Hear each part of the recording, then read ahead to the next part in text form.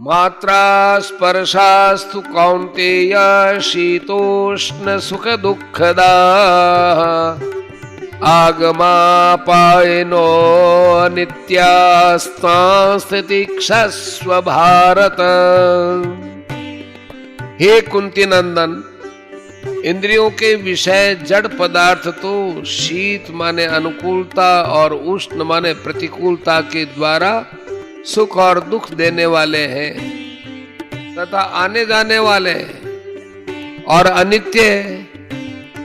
हे भरतवंशोद्भव अर्जुन, उनको तुम सहन करो। व्याख्या, यहां एक शंका होती है कि इन 14वें 15वें श्लोकों से पहले 11वें से 13वें श्लोक तक और आगे 16वें से 30वें श्लोक तक देही और देह इन दोनों का ही प्रकरण है, फिर बीच में मात्रा स्पर्श के ये 2 श्लोक कैसे आए?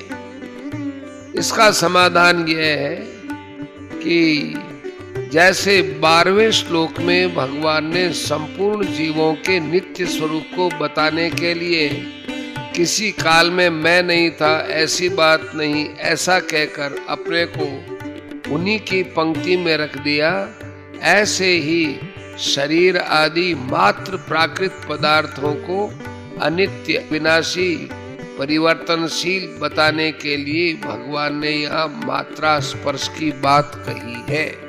तू नित्य तत्व से देहादि अनित्य वस्तुओं को अलग बताने के लिए यहाँ तू पद आया है।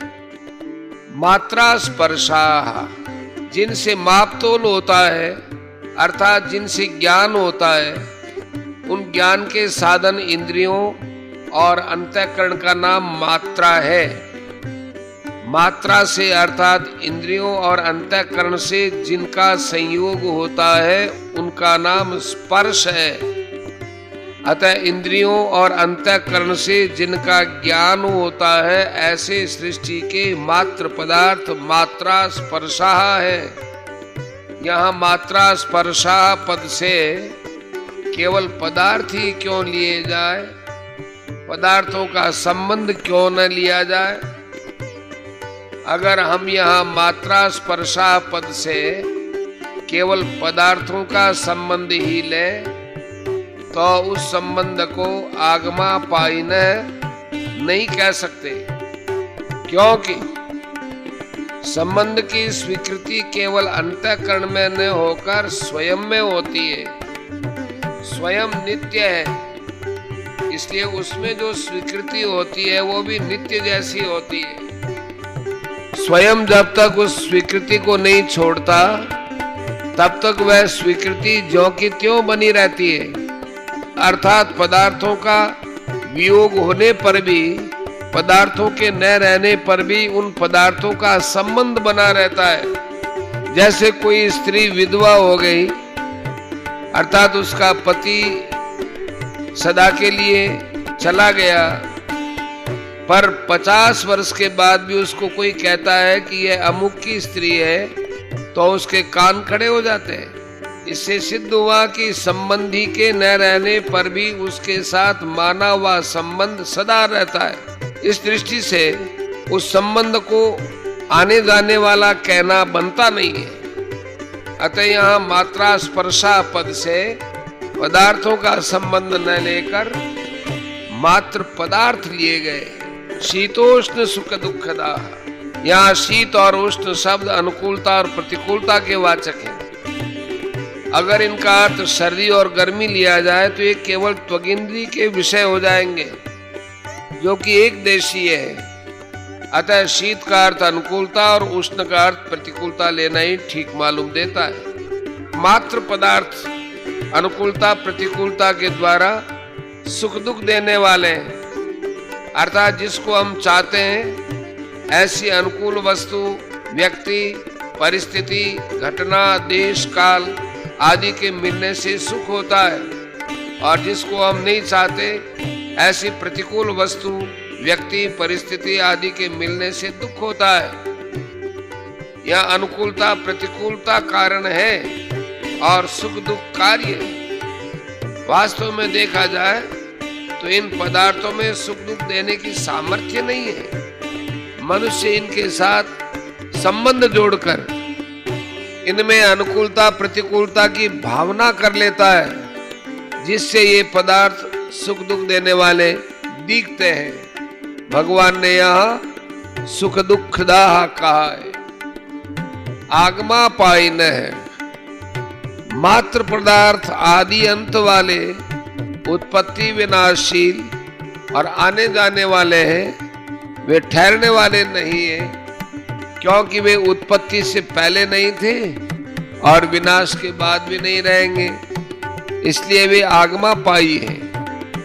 अनित्य, अगर कोई कहे कि वे उत्पत्ति से पहले और विनाश के बाद भले ही ना हो पर मध्य में तो रहते ही होंगे ना, तो भगवान कहते हैं अनित्य होने से वे मध्य में भी नहीं रहते, वे प्रतिक्षण बदलते रहते हैं। इतनी तेजी से बदलते हैं कि उनको उसी रूप में दोबारा कोई देख ही नहीं सकता, क्योंकि पहले क्षण में वे जैसे थे दूसरे क्षण में वैसे रहते ही नहीं। इसलिए भगवान ने उनको अनित्य कहा है। केवल वे पदार्थ ही अनित्य परिवर्तनशील नहीं है, प्रत्युत उनसे जिन पदार्थों का ज्ञान होता है वे इंद्रियां और अंतःकरण भी परिवर्तनशील है।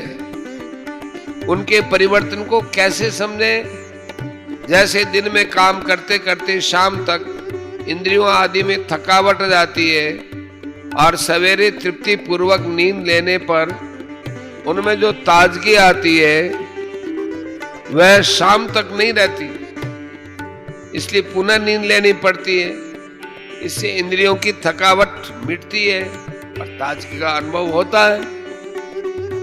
जैसे जागृत अवस्था में प्रतिक्षण थकावट आती रहती है, ऐसे ही नींद में प्रतिक्षण ताजगी आती रहती है। इससे सिद्ध होता है कि इंद्रियों आदि में प्रतिक्षण परिवर्तन होता रहता है। यह मात्र पदार्थों को स्थूल रूप से आगमा पाइन है और सूक्ष्म रूप से अनित्य कहा गया है। इनको अनित्य से भी सूक्ष्म बताने के लिए आगे 16वें श्लोक में इनको असत कहेंगे और पहले जिस नित्य तत्व का वर्णन हुआ उसको सत कहेंगे। तांस्तितिक्षस्व, ये जितने मात्रा स्पर्श अर्थात इंद्रियों के विषय हैं उनके सामने आने पर यह अनुकूल है और यह प्रतिकूल है ऐसा ज्ञान होना दोषी नहीं है।